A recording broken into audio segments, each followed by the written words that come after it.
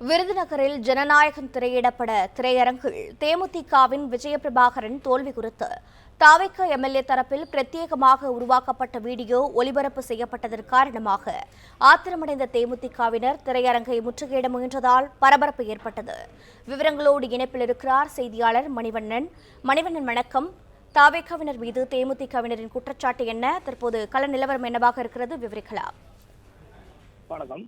விருதுநகரில் நேற்று 3 திரையரங்கில் நடிகரும் தமிழக முதல்வருமான விஜயின் ஜனநாயக திரைப்படம் திரையிடப்பட்டது. அதையடுத்து விருதுநகர் கிழக்கு மாவட்ட செயலாளரும் சட்டமன்ற உறுப்பினருமான செல்வம் அமிர்தாஸ் திரையரங்கில் நடைபெற்ற ரசிகருக்கான சிறப்பு காட்சியை காண வந்தார். இந்த திரைப்பட காட்சியின் போது எம்எல்ஏ தரப்பில் பிரத்யேகமாக உருவாக்கப்பட்ட வீடியோ ஒன்று திரையிடப்பட்டதாக கூறப்படுகிறது. இந்த வீடியோவில் கடந்த சட்டமன்ற தேர்தல் வாக்கு எண்ணிக்கையின் போது செய்தி தொலைக்காட்சி ஒன்றில் ஒளிபரப்பப்பட்ட விருதுநகர் தொகுதியில் தேமுதிக வேட்பாளர் விஜயகாந்த் மகன் விஜய் பிரபாகரன் தோல்வி என்ற செய்தியை ரெக்கார்டிங் செய்து அந்த வீடியோவை ஒளிபரப்பு செய்துள்ளனர். மேலும் இந்த வீடியோவில் தேர்தல் பிரச்சாரத்தின் போது எம்எல்ஏ செல்வம் வாக்கு சேர்த்த காட்சிகளும் வெற்றிக்கு பிறகு அவர் கலந்து கொண்ட நிகழ்ச்சிகள் குறித்தும் காட்சிகளும் ஒளிபரப்பு செய்துள்ளனர். திரையரங்கில் படம் பார்க்க வந்த பொதுமக்கள் மற்றும் ரசிகர்கள் மத்தியில் தேர்தல் தோல்வியை மையப்படுத்தி தயாரித்த வீடியோ திரையிடப்பட்டதற்கு தேசிய முற்போக்கு திராவிட கழகத்தின் கண்டனம் தெரிவித்தனர்.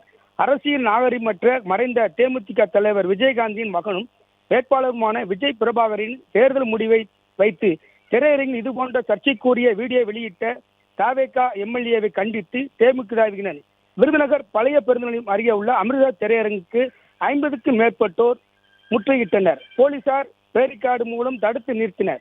பேரிகார்டை தள்ளிவிட்டு திரையரங்குக்கு முன் குவிந்தனர். பின்னர் அவர்களை தடுத்து நிறுத்திய போலீசார் பேச்சுவார்த்தை நடத்தினர். அப்போது அங்கிருந்த தொண்டர்கள் எம்எல்ஏ செல்வம் மன்னிப்பு கேட்க வேண்டும் எனவும் அவர்கள் போலீசாரிடத்திலும் வாக்குவாதத்தில் ஈடுபட்டனர். பின்னர் போலீசார் அவர்களை கைது செய்து தனியார் வாகனத்தின் மூலம் தனியார் திருமண மண்டபத்துக்கு அழைத்து சென்றனர். இந்த சம்பவம் விருதுநகர் பஜார் பகுதியில் பெரும் பரபரப்பை ஏற்படுத்தியுள்ளது.